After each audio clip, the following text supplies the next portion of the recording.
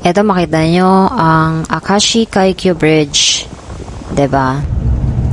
Meron din silang wind turbines there. 'Di ba? Ayun, masyado siyang mahangin, 'di ba? Kasi nakikita natin gumagalaw. And papunta na ako dun sa lugar na tinatawag nating Awaji Hana Sajiki. 'Di ba? And nakasakay ako sa bus. Ang binayad ko dito ay 1,000 yen. Unlimited na siya. And sa bus ka lang magbabayad, 'di ba? So convenient. Diyan ka lang sa driver hihingi ng ticket. Ayun na nga, nakarating na tayo sa lugar. At meron tayong nakitang dalawang family.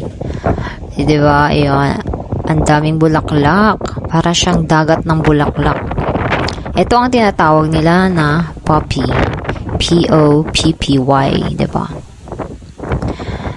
Ang ganda ng ng bulaklak at ng sky, so blue.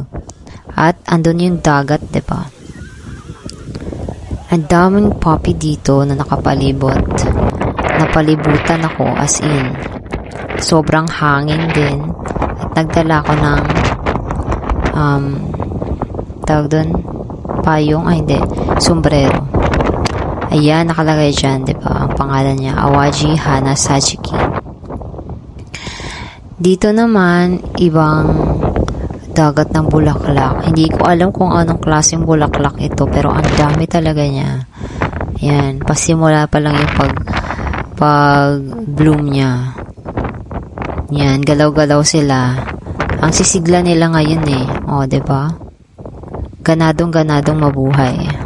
At ang ganda ng kalangitan. Talagang umaayon sa ating pagpunta. Dahil hindi siya maulan, hindi masyadong malamig, 'di ba? Sakto lang talaga siya. Eto naman tayo sa marigold nila. Ang dadami at sayaw sila ng sayaw. Masisigla ang mga marigold nila, 'di ba? Another angle ng marigold, 'di ba? Pak ganun. Tapos sa baba na view, saan ka pa? Habang naglalakad, nakatingin sa malayo, ayun, grabe, ang daming marigold. Napakagandang tingnan siguro ng bulaklak sa umaga. Pagkagising mo, tas ito yung makikita mo. Siyempre, gaganahan kang diba? Gumising ng maaga. Ayan siya, guys. Sobrang ganda niya. Flower bed. Ito naman, iba naman tong flower arrangement. Meron silang ginawang formation dito diba? Pa-angle, pa-curve. Hindi ko alam kung anong pinoporma nila dito, pero in fairness talaga, achieve. Kung ano man yun. Then, makikita natin itong klaseng bulaklak na to, ay syempre hindi ko alam kung anong tawag, pero maganda siya, in fairness. So, kumuha ko ng ibang angle. Ayan, makikita natin, diba? Diba? May kasama pa silang aso dun, yung dalawang babaeng hapon. Ayan. Diba? Halos walang tao. Ilan lang yung napunta, diba? Talaga na-tsyempohan ko talaga na walang tao, no? Pero actually, parang maganda din na may makikita kang tao paminsan-minsan, no?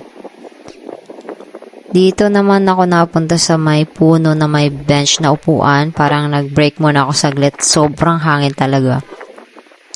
Parang lilipa rin na ako sa sobrang hangin. But in fairness talaga, maaliwalas talaga siya Alam mo yun? Pero hindi ka lang talaga makasando dito kasi may konti siyang lamig. Konting alam mo yun? Yung, hindi siya yung lamig sa Pilipinas na pwede kang magsando lang. Dito parang hindi ko carry magsando Kasi naiiba-iba yung temperature niya sa labas. Ayan, 'di ba ang angle natin? Ibang angle naman to. Nandun naman ako sa taas ata. Umakita ako sa taas. Tapos, yan, mabalik tayo sa poppies. Ang dami nila Sayaw sila ng sayaw. Kung meron sigurong tugtog. Talagang babagay sa sayo nila yun. 'Di ba? Parang asasaya lang nila tingnan. Tas maaraw. 'Di ba? Ayan. So many puppy. Hindi ko alam bakit tawag niya puppy, no? Makikita mo sa malayo may wind turbines, 'di ba? 3. Ayan, 'di ba? Ang ganda ng view. Takbo-takbo ka lang siya, no? Mag-moment ka na tumatakbo-takbo.